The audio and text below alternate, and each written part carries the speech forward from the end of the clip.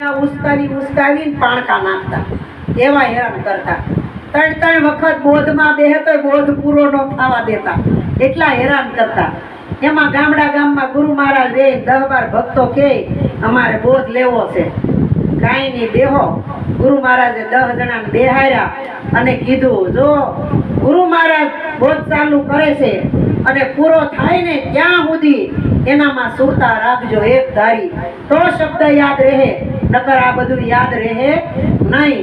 એટલે 8-9 જણા હતા ને, એ તો બધા એક તસે સાંભળે અને ધ્યાન એનું જ્ઞાન ન્યા. પણ ઓલું અવાવરું ઘર ને પેલાનું ગાયરું વાળું, ગોરમટા વાળું, નળિયા વાળું, તેમાં ઊંદવડી આટા મારે.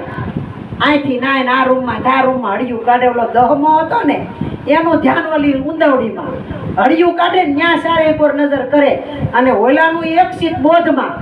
પછી ગુરુ મહારાજ અડધે પૂગ્યા ને બોધ કરતા કરતા કે હું વાત કરું છું એ કોઈના મનમાં બેઠી કે નહીં, કે ઓલા બધા કે હા થોડી બેઠી છે, પણ ઓલા ઊંદવડીમાં ધ્યાન હતું ને ઈવડો કે નહીં મહારાજ હજી નથી બેઠી, કેમ કે ઊંદવડી હજી આંટા મારતી હતી, હજી નથી બેઠી.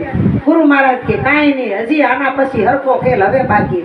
વળી પાછો લંચ પાડ્યા પછી પાછો બોધ ચાલુ કર્યો અને પૂરો થયો. પછી ગુરુ મહારાજ કે આ જે વાત કરી તત્વજ્ઞાનની વાત હતી, તમારા સ્વરૂપની વાત હતી, ભગવાનના ઘરની વાત હતી. આ વાત બેઠી કે નહીં? બોલો કે બેઠી તો ખરી, પણ પૂંછડી બહાર રહી ગઈ છે કે ઓલી ઊંદવડી ઓલા ખાનામાં કરી ગઈ ને, પણ પૂંછડી બહાર હતી. એટલે કે બેઠી જ ખરી પણ પૂંછડી બહાર રહી ગઈ. એમ આપણા બધાની પૂંછડી બહાર રહી જાય ને તો મેળ આવે નહીં. આ બેઠી તો છે પણ પૂંછડી બહાર રહી ગઈ છે. એમ આપણું ચીજ જો સત્સંગમાં ગયા હોય ને તો ખરેખર સત્સંગમાં હોવું જોઈએ, બીજે ક્યાંય મન ભમાવવાનું નહીં. કારણ કે મનનો તો ખેલ જ છે. સત્સંગમાં બેહો ને કાં ઊંઘ આવે અને કાં બીજા વિચારે ચડી જાય, પણ ગુરુ મહારાજે મન લઈ અને ફિલ્ટર કરીને પવિત્ર કરીને પાછું આપ્યું છે.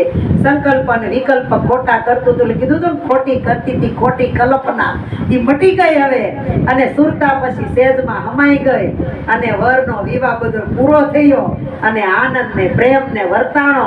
તો આપણા ગુરુ મહારાજે પણ આપણા જીવનની અંદર આવો આનંદ અને પ્રેમ અને ભાવ, દયા ને કરુણાની અને લાગણીની પૂરેપૂરી હેલી રેડી છે બધાની અંદર. પછી આપણે ગાય મારી હેલી રે, પણ હેલી એમ ન ઉભરાય. આપણને જો સમજાણું હોય ને તો હેલી ઉભરાય, નકર ઉભરાય નહીં.